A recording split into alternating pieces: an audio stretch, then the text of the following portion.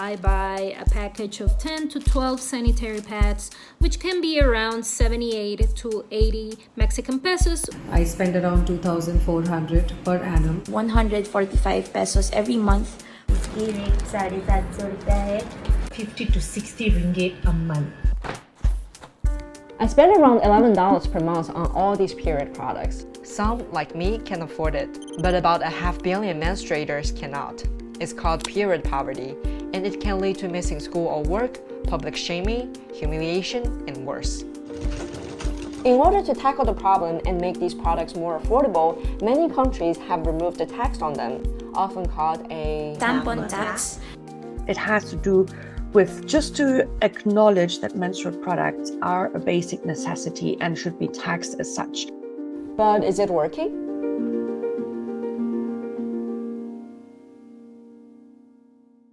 In 2004, Kenya did something no other country had ever done. It removed its 16% tax on period products. It was out of the female legislators in Kenya, members of the National Assembly, who came up with that rule.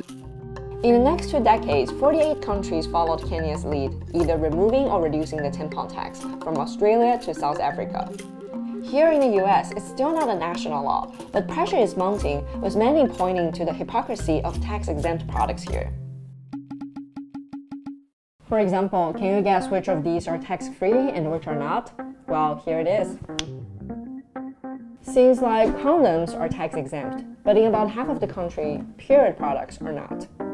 For a variety of reasons, namely the lack of representation of women in state legislatures, and also the stigma surrounding menstruation and talking about it, there were exemptions to sales taxes carved out for necessities in a lot of states like groceries, and in all states prescription medications, but not for menstrual products.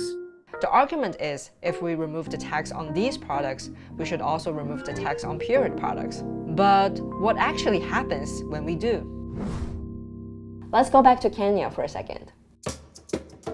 After receiving global praise for removing the tampon tax in 2004, they went a step further in 2011 and got rid of import tax and VAT on materials used to make pads. But it is hard to see the impact this is having in Kibra, a sprawling informal settlement in Nairobi. Before you use your sanitary towel, make sure you check the expiry. Yasmin Mohammed runs menstrual hygiene workshops for girls here. As a Kenyan, I'm very proud of our products are tax exempted, but I usually sit down and ask myself, why is it that still we have girls still struggling really hard, like they have to choose between buying food and buying sanitary towels? It is hard to track the exact impact these tax removals had on prices here. The fact is, at around 70 Kenyan shillings, the cheapest period products are still a luxury for many. According to a 2016 study, 2/3 of women and girls here still cannot afford pads. And sometimes it is a lot of money. So you think, will you buy food or sanitary towels? Here in slum it's a challenge. My mom is just a small worker. She doesn't have enough money to buy me pads and benefit for the food of all of us. So it's not easy. Kenya isn't the only country seeing patchy results from the tax removal. Hi Ashley, how are you? Good, how are you? This is my colleague Deanna, who's based in Mexico. She spent the last 6 months going through data around the price of period products in countries that have removed the tax on them. So what surrounds the affordability of a pad or a tampon or a menstrual cup is very complicated, and it's not as easy as just removing a tax that suddenly everybody in the world will be able to afford period products. In the UK, for example, the 5% tampon tax was removed in January 2021. But as you can see in this chart, the average price of female hygiene products only lowered slightly after the policy change. According to a nonprofit, at least 80% of the savings are retained by retailers instead of being passed on to consumers. In Tanzania, the Ministry of Finance actually reintroduced the tax in 2019 after only 1 year because the retailers failed to reduce the price of sanitary products, and instead they kept the benefits of the tax reduction to themselves. When a tax cut is approved, the expectation is that businesses will pass that reduction to the consumer prices and thereby reduce the final price of the product. However, businesses and especially small businesses might use cuts to improve their finances instead of cutting prices. We reached out to some of the biggest global manufacturers like Johnson & Johnson, Procter & Gamble, and Kimberly-Clark, who make all of these products. But none of them commented on the impact these tax removals had on the price of their products. There's no law against this. There were no accountability tools. Civil society and the advocates that had promoted this campaign could not see live, day by day, how the prices were changing and who was doing what. Things in Mexico played out a little bit differently. The government actually set up a monitoring tool to track prices and hold companies accountable. And you can actually see the price for all brands and all sort of products. And you can see how the prices have changed before the tax was introduced and after. And you can see it's kind of working. The country removed its 16% tampon tax in January 2022. Although the annual inflation in the country was close to 8% in the past year, the price of menstrual products have actually slightly decreased.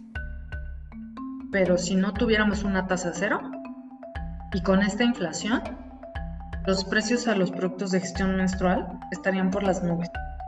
Estarían imposibles de comprar. But keeping prices steady doesn't make them affordable. In the last year, I haven't seen the price of sanitary pads increase. However, due to the cost of living crisis, I have seen other products to manage menstruation have increased in price. For example, some that I use are pills to combat pain and ovary cysts. So at the end of the month, the cost of managing menstruation really adds up. Some are advocating radical measures like making period products free. In 2022, Scotland became the first country in the world to provide free and universal access to pads. You can even use this app called Pick Up My Period to find free period products based on your location. Some countries, like Kenya, have programs to make pads free in low-income public schools, but Mohammed says more is needed. We are the ones who, on a day-to-day basis, engage or associate with these girls. They usually tell us, like in a year, they'll be given like 5 to 7 sanitary towels. So my question is, do we menstruate 7 times in a year? She's advocating for free pads in all public schools and other public spaces. During the COVID-19 pandemic, we invented a pad dispenser from a used water jerrycan. So I felt the need of what can I do so that these menstruators will have access to products. The tax removal is not the end of our campaign. Taxes might be only one policy decision, but they can be multiple and they can be in parallel. 20 years later, Kenya's landmark period tax removal has been replicated and refined with mixed results. Its impact on prices and company profits are not easy to track. Pads and other essential products still remain out of reach for millions. But advocates say the fact that we're even debating this is progress. Menstruation challenges, not only about access to products, but the taboo nature around it, and other challenges about education has come at the forefront. The boys do not understand why the girls are bleeding. They don't. So the body shaming and laughing at the girl makes the girls lose their self-esteem. There's not enough education surrounding menstruation, especially those in the rural areas who do not have access to period products. It's very interesting to see that we are discussing this worldwide, that we're finally able to say the word menstruation and say the word blood and period and talk about tampons without shame.